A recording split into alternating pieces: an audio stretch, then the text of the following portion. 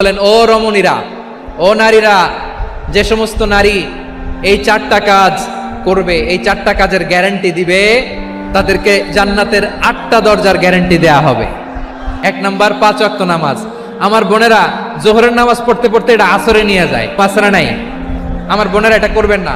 ইন্নাস সালাতা কানাত আলাল মুমিনিনা কিতাবাম মাওকুতা, সময় মতো পড়বেন।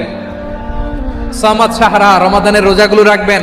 হাফিজাত ফুরুজাহা, যে নারী তার চরিত্রকে হেফাজত করে, তার প্রাইভেট হেফাজত করে, তার লজ্জাস্থান হেফাজত করে। ও আতাআত বালাহা, স্বামীর আনুগত্য, এটাতে অনেকে ভুল করে থাকে। হায় রে আমার বোনেরা, স্বামীয়ান বিয়ের পরে আপনার স্বামী আপনার গার্ডিয়ান।